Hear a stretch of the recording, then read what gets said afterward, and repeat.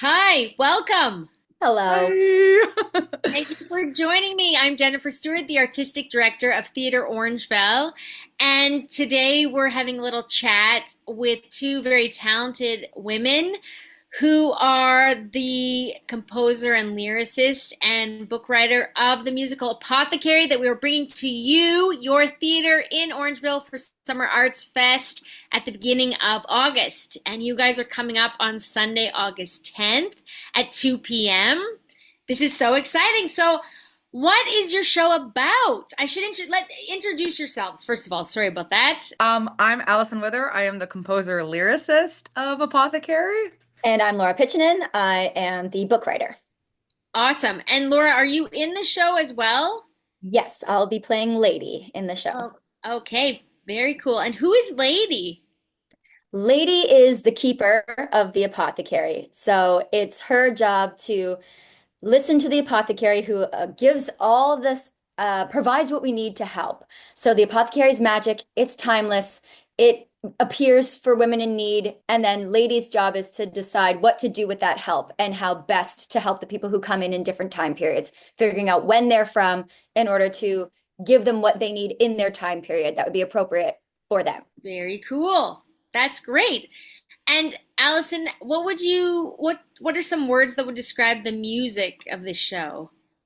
I would say folky pop contemporary. There's some kind of Stevie Nicks style music in there, as well as like definitely Celtic themes for sure. So yeah. I Very would cool. highlight the stellar harmonies in all of the music. The women's voices are so beautiful. Ali has arranged them so nicely. It really Yeah. complements this idea of like community. Yeah. Community. Okay, that's great. And how many people do you have in your cast? 10. 10. Okay. And it's an all-female cast? Except for one man. And Oh, great. His name in the show is Man. And he and we also have a band, a four person for band. first band. Yeah, Great. That's yeah. incredible. And the man, what is his role in this play, in this musical? His role is very interesting. His role serves to tell the story of the women in the apothecary.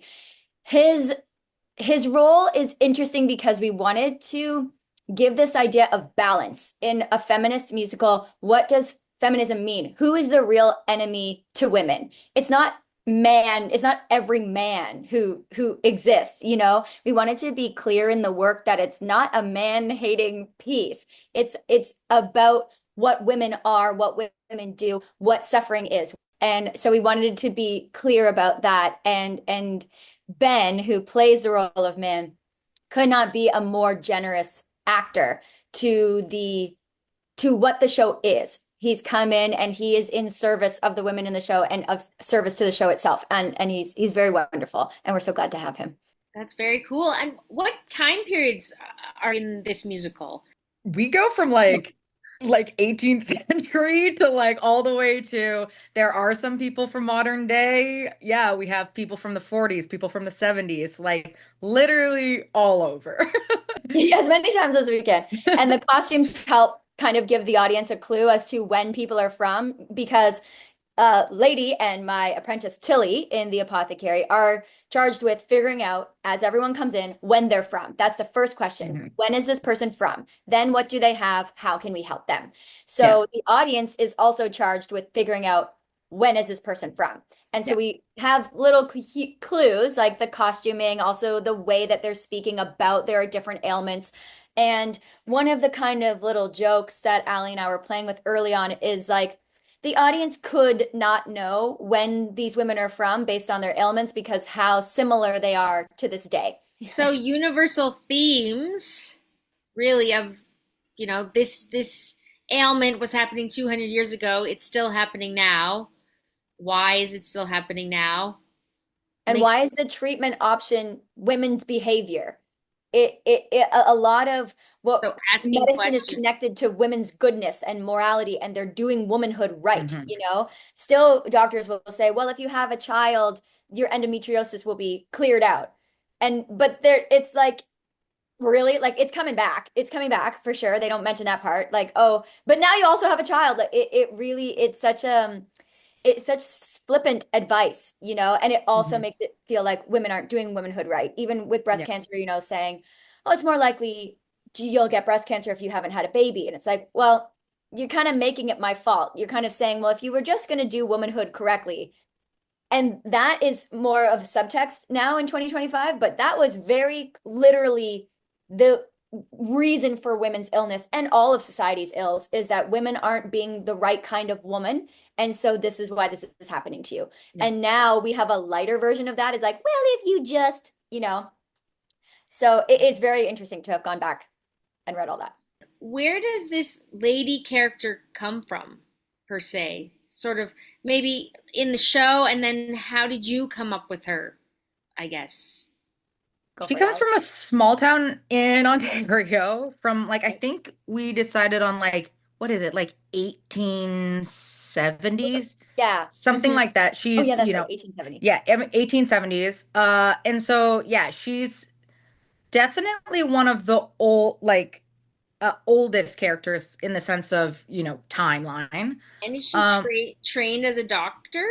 Like, is that kind of, or she's nurse? more like I think she's more like I always kind of envisioned her as the woman from Outlander, where it's like kind of That's what nurse, I was thinking. I was like, yeah, this reminds you me of know, Outlander. which Yes. Laura hasn't seen, but that's always just kind of like a part of my vision of her is just kind of as like a woman that has, like obviously some medical background, but has had to like just make it work with herbs, with everything that possible, and just, tries to help as many people as possible.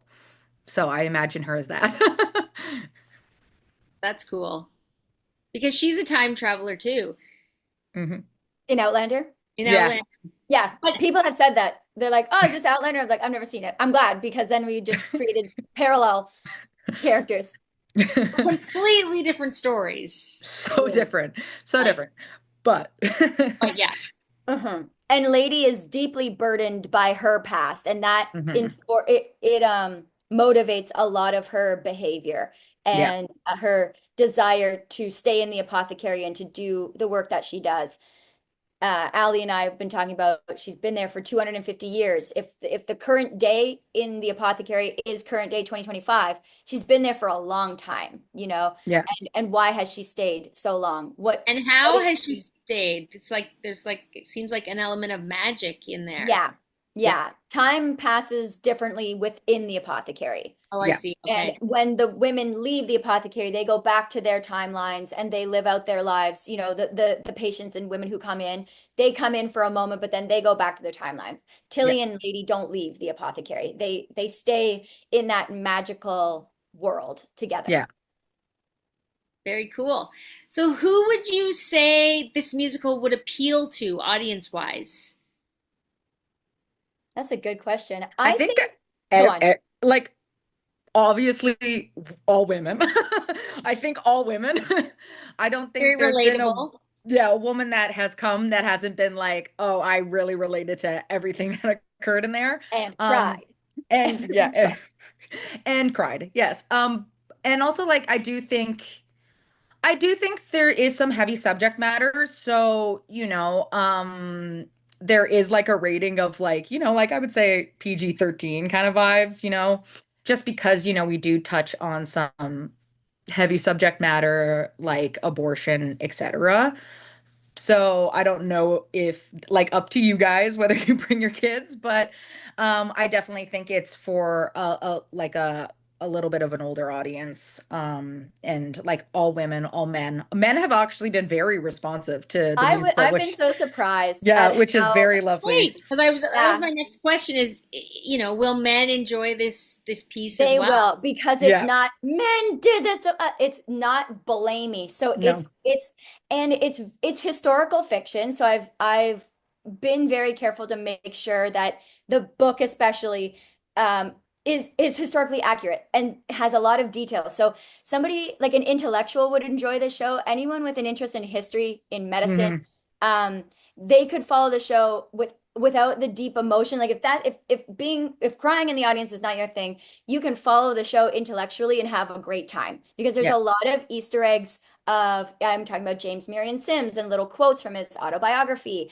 and talking about Paris Green. Somebody who knows what that is would be like, oh, they're dialed in a little earlier on and they Yeah. can kind of, pick up on these things. I have a little RGB reference going on. Like the whole thing is Easter eggs. So someone who is really wanting to go to pay attention to the show will have a good time trying to figure Mhm. out what's going on and all these references that are in it. Mhm.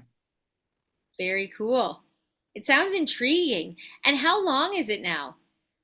We're closer to 80 minutes now. Yeah. Okay, great. So it's like a Mhm. one act piece Yes. of One theater. act, straight through. Follow along. We've gotten a couple reviews, which is very nice, about how thankful they are that we didn't spoon feed the audience information. We give enough information to hold on to, and then the audience is charged with figuring out what's going on, and then Mhm. they will. But Yeah. we were very clear, Ali and I really wanted it to be a little more ambiguous. The whole Yeah. thing, we want people to walk away and have questions and talk about it and Yeah. not be totally sure Yeah. what we And meant. think. Yeah, there's Yeah. so many times where we've like, done a reading of the show and then people are like, "Oh, like what about this?" and like having questions and we were like, "Yes, we want it to start a conversation. We want you guys to have these these chats and these questions." Is there Yeah. anything else you wanted to share with our audience before they buy their tickets? Buy the tickets. We're so But excited. come see it. Our performers The are whole cast amazing. is so in Everyone's love with so the good. show. Oh, Yeah. sorry. Go on, Ali. But You like, talk. yeah, our performers are amazing. We Dreamcast, like they're so lovely. And they are just so passionate about the project. So it's like so great to see. So please come and support them. They're amazing. Laura will be on stage as well. I will be on On stage in the stage. band. I will be playing the music. I will be there in the back. So we'll But see yeah. both of you on stage on Mhm. Sunday, August 10th. That's great. And just a little bit about your cast. Is this the same cast from the Toronto Fringe Festival? Like everybody's Yeah. coming up, everyone's Everyone's available? available. Yeah. That's great. It's unbelievable because our cast didn't meet until the tech rehearsal. All the rehearsals leading up to tech was always somebody missing. And so the fact that everyone, including our drummer, is available for August 10th is amazing. So Mhm. I'm so looking forward to this. This is going to be an enhancement on the Fringe. Yeah. The beautiful opera house, the acoustics that it allows, the Yes. excitement. The cast was like, well, Fringe isn't the end, this is our real closing of the show. And it's gonna be electric because of it. Thank you so much for taking the Thank time. you, Jen. And we're looking forward to seeing you in August and welcoming Apothecary to your stage at Theater Orangeville. You can get your tickets online now for it's like 25 bucks. It's such a good deal for a brand new Canadian musical. See it here before it hits, the world and Broadway. beyond. Broadway. Bruh. Here we come.